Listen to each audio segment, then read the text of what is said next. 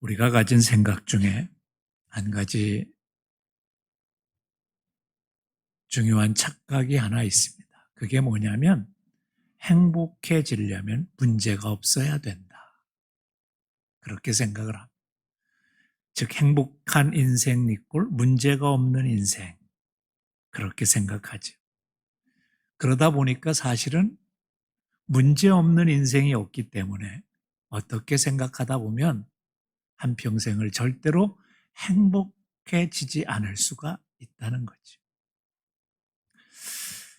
우리는 기도 제목도 그렇게 냅니다.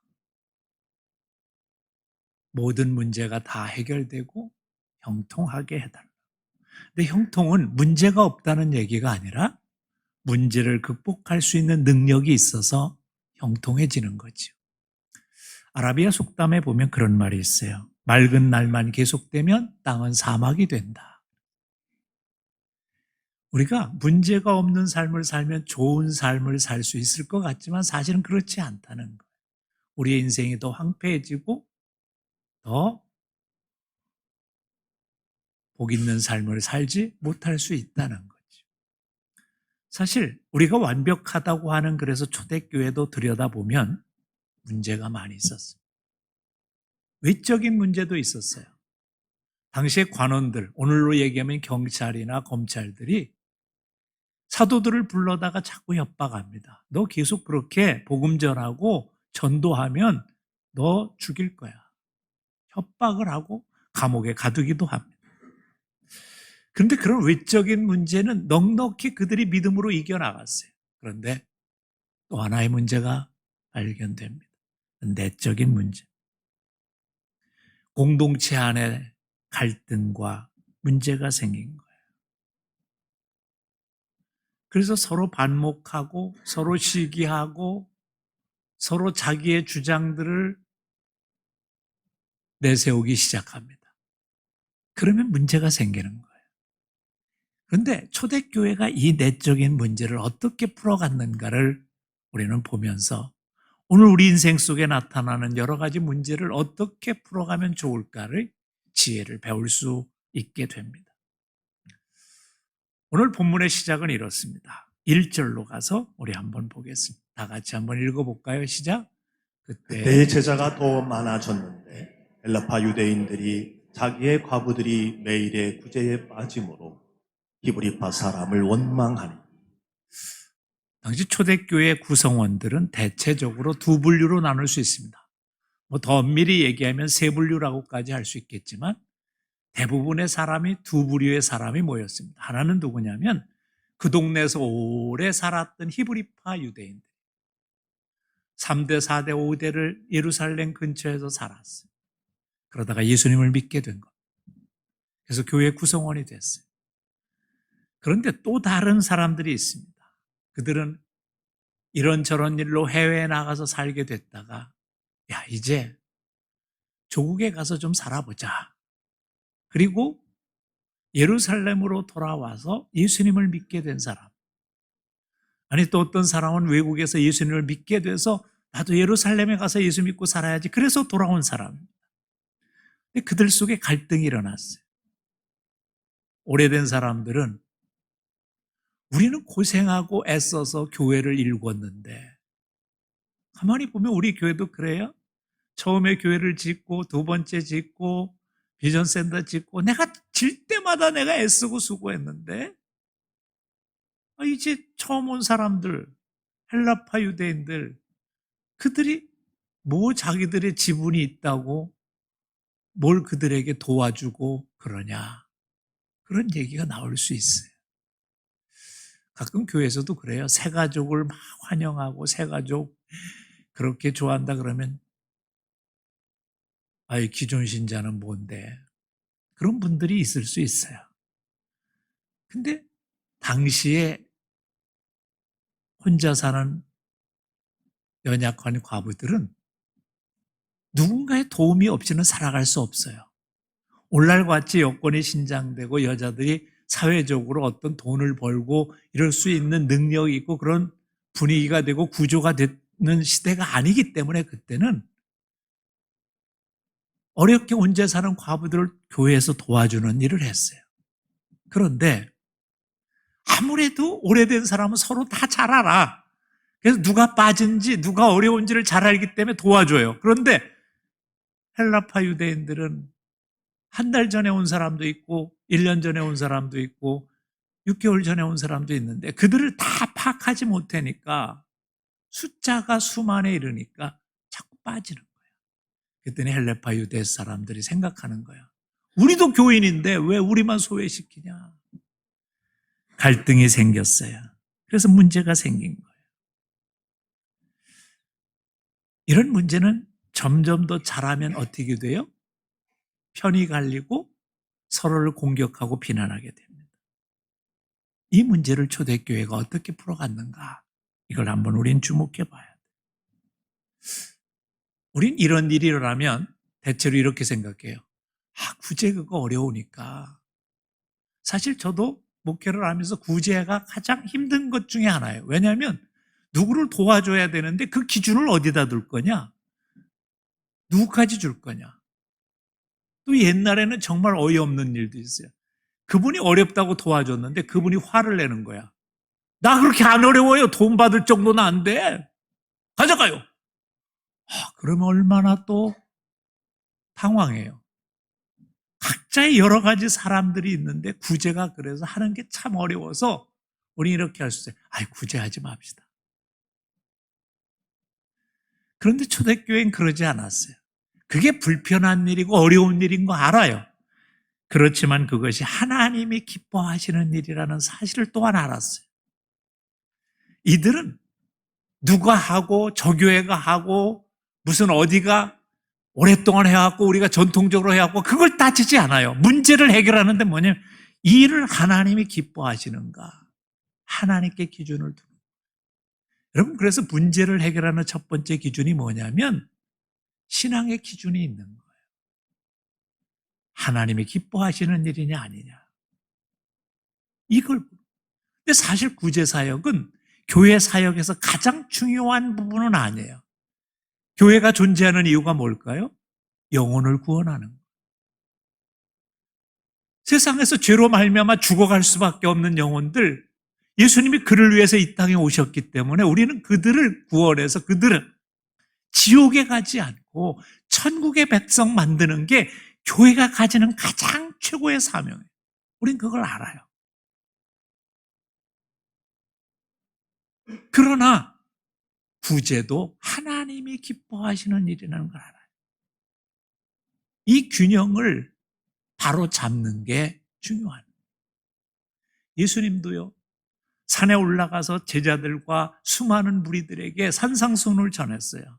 심령이 가난한 자는 복이 있나니 저희가 복을 받을 것이요 천국이 저희 것이다. 계속 말씀하셨어요. 근데 그 백성들이 예수님을 따라다니다 보니까 2, 3일을 굶었어. 여러분 요즘은 상상도 못하지만 옛날에는 부흥회 하면요. 부흥의 시간이 새벽, 낮, 저녁, 어떤 때는 오후, 저녁 하루에 4번 하기 때문에 교회에서 그냥 담요 펴놓고 주무시는 분들도 있었어요. 국수를 대접하기도 했지만 배가 고프면. 그때는 더 어려울 때라 예수님이 5,000명을 물고기 2마리와 보리떡 5덩이로 먹이시는 영의 양식만 공급한 게 아니라 육의 양식도 공급하셨음을 초대교회 성도들은 알았어요. 그래서 그들을 영적으로 구원하는 것도 중요하지만 그들의 먹을 것을 제공하는 구제사역도 중요하다는 사실을 알았어요. 그래서 그들은 이 문제를 어떻게 해결할까 함께 모여 논의합니다. 근데 논의를 하면 우리가 빠지는 함정이 있어요. 도대체 이 불화의 원인이 어디냐? 누가 이 문제를 일으켰냐? 우린 이걸 따지기 시작해요. 그래서 과거의 사실로 인해서 서로에게 상처 주고 서로를 아프게 하는 경우가 참 많아요. 근데 초대교회는 거기에 초점을 맞추지 않았어요. 그래 우리가 어떻게 해야 하나님을 기쁘시게 하고 모든 사람이 잘 구제를 받을 수 있을까? 여기에 초점을 맞췄어요. 항상 우리가 논의하고 어떤 문제를 해결할 때는 건설적인 것으로 가야 돼. 긍정적으로 가야 돼. 이 일을 통해서 우리가 유익한 게 뭔가. 그리고 그것을 하나님이 기뻐하시는 입장에서 생각할 줄 알아요. 그건 뭐냐면 사람을 살리는 일, 사람을 위해 주는 일. 그 가난한 헬라파 과부들이 구제를 받지 못할 때 어떤 어려움을 당하는가를 생각하는 거예요. 그러면 문제를 풀어갈 수 있어요. 오늘 우리 안에 문제가 뭐냐면 내 생각이, 내 주장이 하나님의 뜻보다 더 높은 거예요. 그러면 다툼이 일어나고 분쟁이 일어나요. 여러분 신기하지 않으세요? 사람의 얼굴이 암만 커도 가끔 사진 찍을 때 보면 뒤로 막 가는 사람이 있어. 얼굴 크게 나온다. 그래봤자 30cm, 30cm 안에 다 들어가요. 근데 그 얼굴들이 다 달라. 신기하지요? 근데 그것보다 더 신기한 건 어떻게 보면 성격이 그렇게 달라. 다 자기 생각이 있고 자기 주장. 가정에서 여러분 왜 싸웁니까? 내 생각이 맞다고 주장하다 보니까 대립해서 싸우는 거예요. 남편은 남편의 생각, 아내는 아내의 생각, 자식은 자식의 생각, 자기의 주장을 내세우면 문제가 해결이 안 돼. 우리가 어떻게 하나 될 수 있을까? 우리가 어떻게 하나님이 기뻐하시는 가정이 될 수 있을까에 초점을 맞추면 문제가 해결돼요. 내 뜻대로 하자 이런 거예요. 내 생각이 옳다는 거예요. 너 틀렸다 이거예요. 그러면 지적하고 상처 주고 서로 고통을 줘요. 이게 오늘 우리의 논의의 방법이에요. 그래서 해결이 안 되는 거예요. 하나님이 어떻게 하면 기뻐하실까?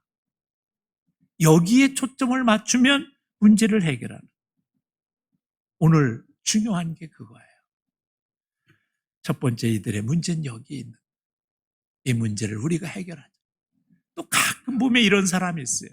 그냥 문제를 덮어버리고 그냥 다 잊어버리자는 거예요. 없는 걸로 하자는 거예요. 근데 문제는 절대로 없는 거로 되지 않아요. 아이 그거 구제. 그냥 구제하지 말자. 그런 쪽으로 가게 되는 거예요. 선을 그어버리면 문제가 해결되는 게 아니라 문제는 쌓이는 거예요. 그래서 중요한 게 뭐냐면 원칙을 정하는 거예요. 하나님이 기뻐하시는 것이 어떤 것인가를 우리가 한번 의논해 보자. 이렇게 하는 게 하나님이 기뻐하시는 것이고 이렇게 하는 것이 하나님을 위하는 것이라. 두 번째 중요한 건 뭐냐면 이들이 신앙의 우선순위를 하나님의 말씀에 근거해서 찾고 있다는 거예요. 2절 말씀 우리 한번 가서 봅시다. 다 같이 2절 시작. 12사도가 모든 제자를 불러 이르되 우리가 하나님의 말씀을 제쳐놓고 접대를 일삼는 것이 마땅하지 아니하니. 제자들은 모여서 함께 생각했어요. 하나님의 말씀을 제쳐놓고 구제하는 것이 옳지는 않다. 뭐예요? 구제도 결국 하나님의 말씀에 인하여 해야 돼. 인간은 자기에게 익숙한 대로 하고 자기의 편한 대로 하게 돼 있어요. 그리고 자기가 지금까지 해온 방법대로 하게 돼 있어요. 그래서 그게 위험한 거예요. 매 순간 우리가 어떤 일을 할 때 이게 하나님이 기뻐하시는가를 생각하고 해야 돼요. 초대교회가 문제를 해결할 때 바로 그랬어요. 그리고 나서 뭐예요? 4절에 보면 이런 말씀이 있어요. 우리가 기도하는 것과 말씀 전하는 것에 전무하리라.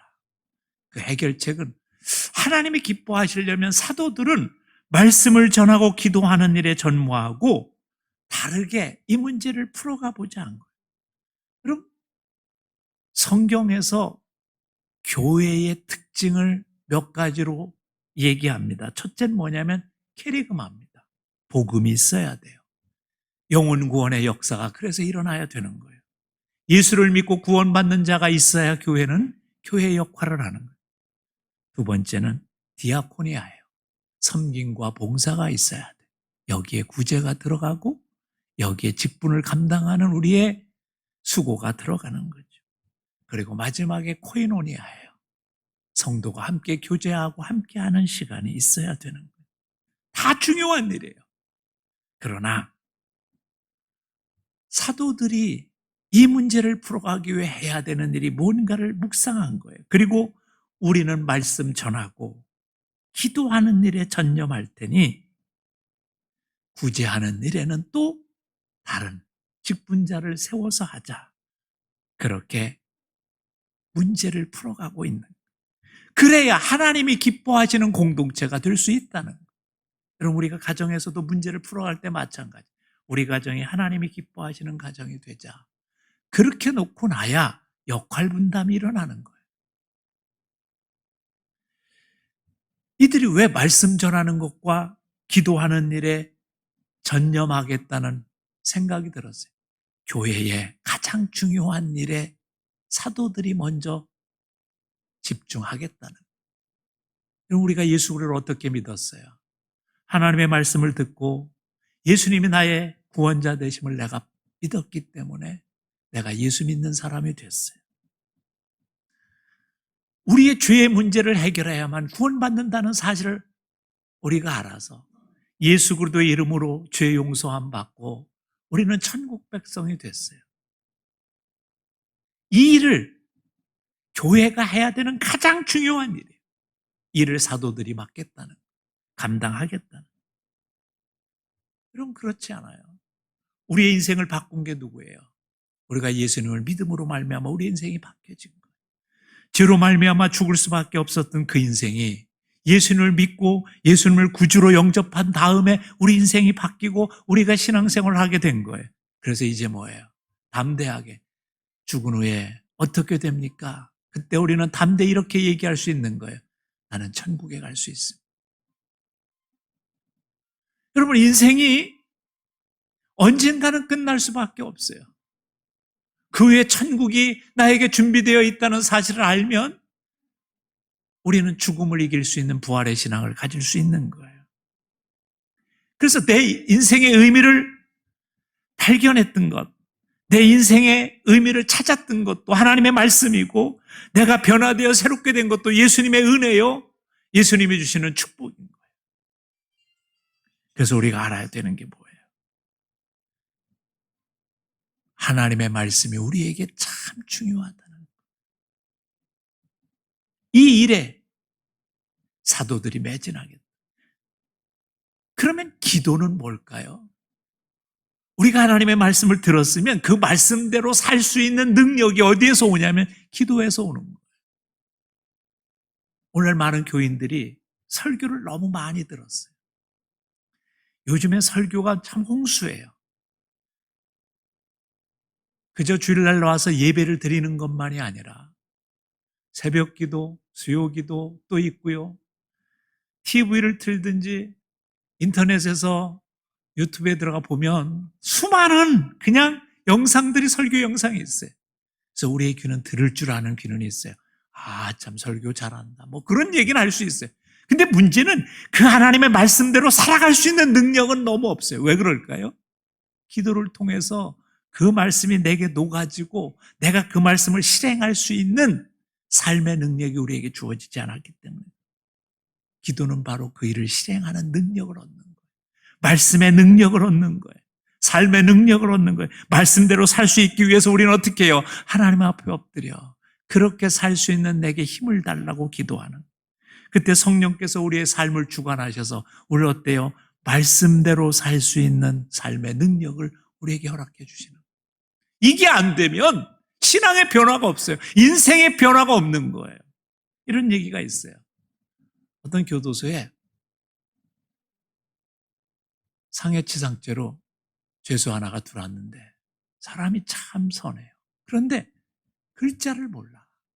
그러니까 현장에서 막노동을 하는데 일하다가 사람들이 그걸 무시합니다. 글자도 모르니까 이게 뭐 엉망진창인 거예요. 그러니까 사람들이 막 무시하면 욱해가지고 또 그 사람들하고 막 싸웁니다.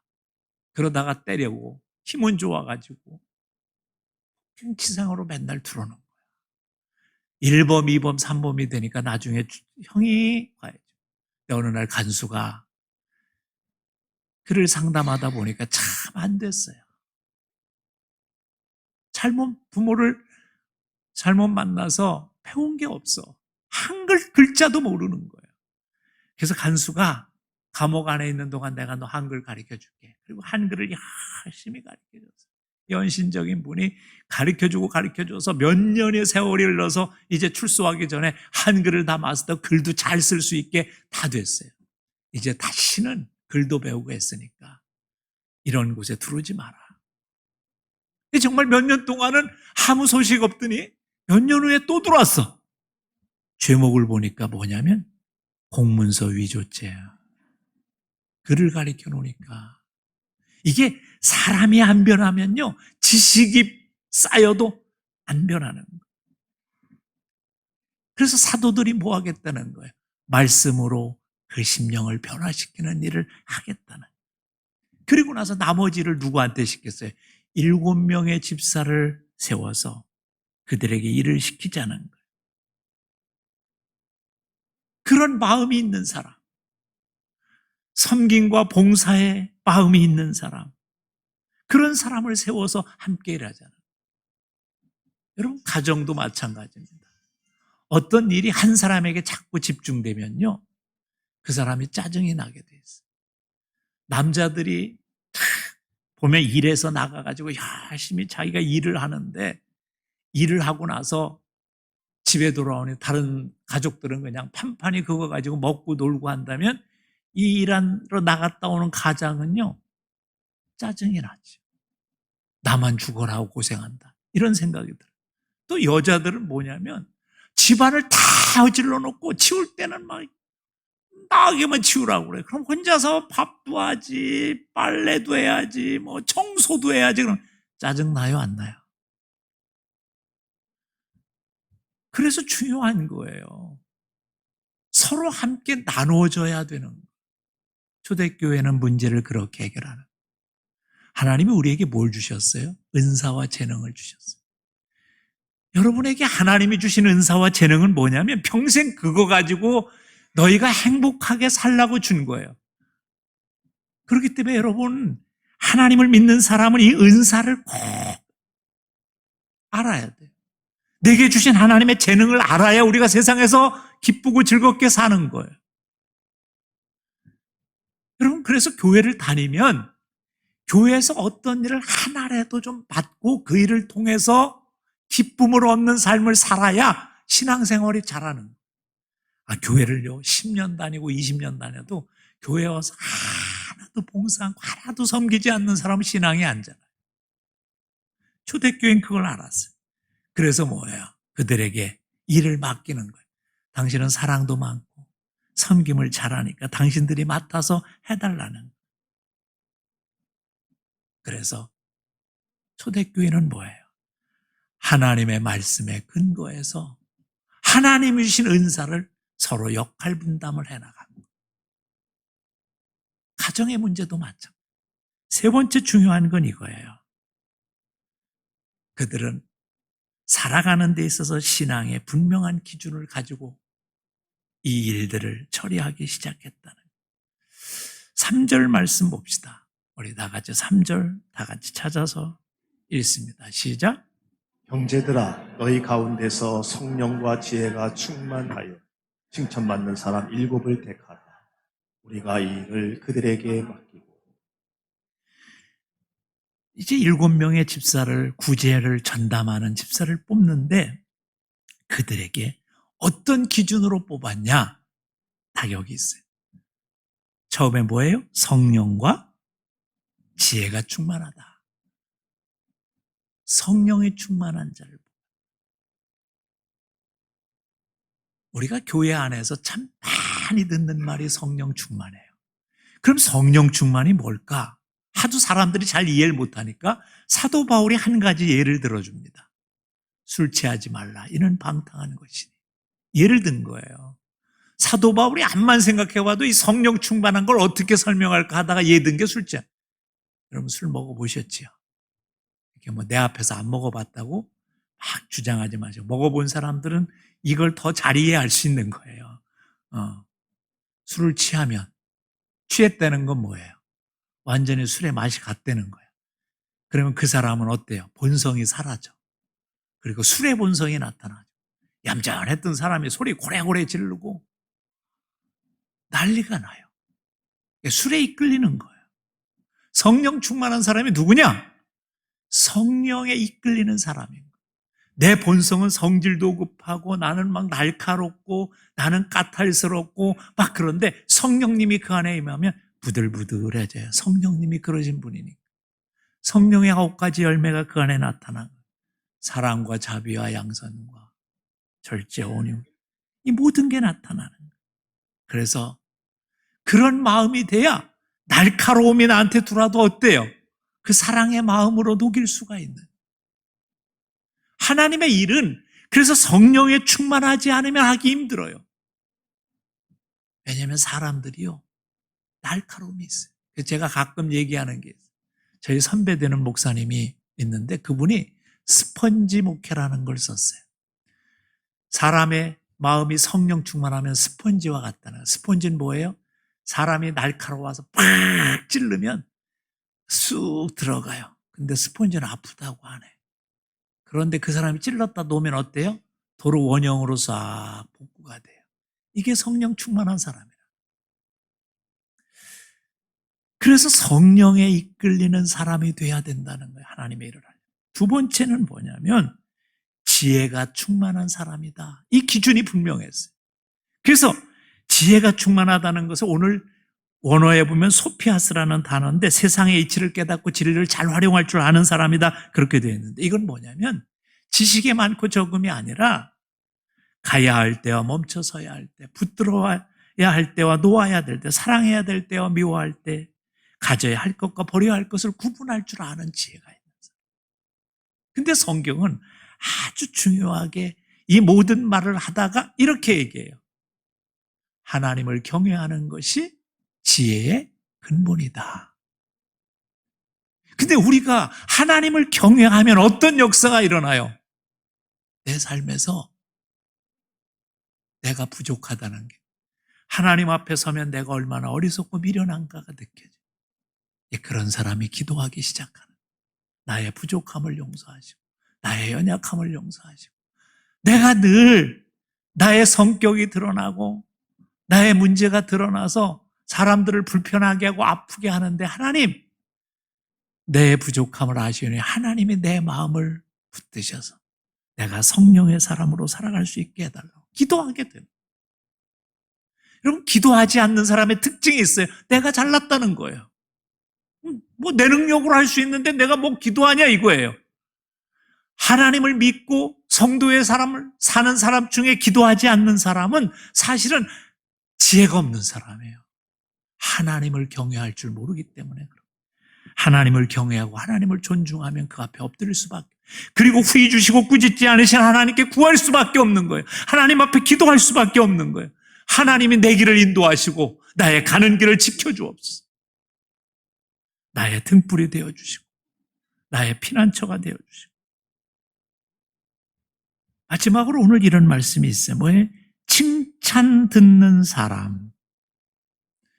이 말이 원어에 보면 칭찬 듣는데 왜 칭찬이 듣냐면 그 사람에게 열정이 있어서 뜨거운 열심이 있어서 칭찬 듣는 사람을 얘기합니다.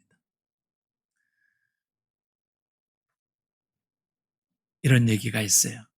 어떤 사람이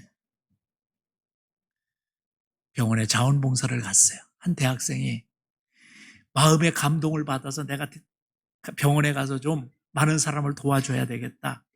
그래서 이 신출내기 자원봉사자가 교육을 받고 나서 갔는데 그만 병동을 잘못 찾아가지고 중환자 병동으로 가버렸어요. 근데 이 순진한 대학생이 내가 사람을 어떻게 도와야 되지? 그걸 가만히 생각해보니까 도울 게 별로 없는 거예요. 그래서 보다가 보니까 한 학생이 어린 소년이 있어요. 그의 차트를 가서 보니까 중학교 2학년인데 병원에 입원해서 지금 중환자실에 있는 거예요. 내가 이 사람을 어떻게 도울까? 하다 보니까 생각나는 게 이거예요.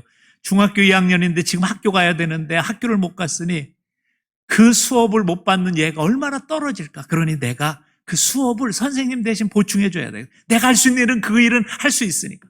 그래서 영어, 수학, 국어, 사회 뭐 이런 것들을 다 갖다가 자기가 매일매일 가서 그 아이에게 그 전 과목을 하나하나 가르쳐 주기 시작했어요. 근데 놀라운 일이 일어났어요. 의사들이 다 이 아이는 이제 죽었다 포기했던 아이인데 이 아이가 점점 생기가 나고 살아나기 시작한 거예요. 나중에는 온전해져서 의사가 궁금해서 물어본 거예요. 야, 우리도 다 너 죽을 줄 알았는데 어떻게 살았냐? 그랬더니 이 아이가 얘기하는 거예요. 자기가 분위기를 보고 의사들의 그런 상태를 자기가 살피니까 나는 이제 죽겠구나. 그리고 좌절하고 있는데 어떤 대학생 형이 와가지고 너 이제 학교 못 가서 지금 떨어지니까 내가 너 가르쳐 줄게. 그리고 영어 가르쳐 주고 수학 가르쳐 주고 막 계속 자기한테 매일매일 와서 그렇게 가르쳐 주는 거예요. 그때 이 아이가 잘 들리고 알아듣지 못하겠지만 이걸 확신했대요. 아, 내가 살 수 있어. 학교를 다시 갈 수 있다고 이 사람이 믿는 건 아마 의사들이 그렇게 말해줘서 그럴 거다. 거기에 소망을 가지고. 그래서 살아난 거예요. 한 사람의 열심이, 한 사람의 열정이 한 소년을 살린 거지요. 성경은 이걸 칭찬받는 사람이라고 표현한 거예요. 사랑하는 성도 여러분, 우리가 인생을 살다 보면 여러 가지 문제가 있어요. 그 문제를 어떻게 풀어가시겠어요? 신앙의 분명한 기준, 하나님의 말씀을 기준을 찾으셔야 돼요. 우리가 지금 이 모습 그대로라면 우리는 문제를 해결할 수 있는 능력이 없어요. 그래서 하나님이 주신 이 말씀의 기준을 붙들고 살아야 돼요. 그렇게 문제를 해결해야 돼요. 오늘 성경이 7절에 우리 다 같이 읽은 말씀을 한번 읽고 오늘 마치겠습니다. 다 같이 읽습니다. 시작. 하나님의 말씀이 점점 왕성하여 예루살렘에 있는 제자의 수가 더 심히 많아지고 허다한 제사장의 무리도 이 도에 복종하니라. 점점 어떻게 됐다고요? 문제가 있었던 교회인데 이 문제를 해결하고 나니까 점점 왕성해지는 놀라운 역사가 일어났어요. 풍성해지는 역사가 일어났어요. 하나님의 약속이 임하는 역사가 일어난 거예요. 사랑하는 성도 여러분, 오늘 우리의 삶도 마찬가지입니다. 여러분의 인생의 여러 문제 앞에 좌절하고 포기하지 마세요. 오히려 하나님을 붙들고 하나님의 말씀의 원칙을 가지고 이 문제를 극복하겠다. 하나님 앞에 엎드리십시오. 그리고 말씀의 기준을 삼으시고 하나님이 기뻐하시는 일이 어떤가를 하나님께 묻고 또 물음으로 말미암아 여러분의 인생의 문제를 해결하고 점점 더 왕성해져가는 놀라운 축복의 역사를 경험하는 자들이 되시길 주님의 이름으로 축원합니다.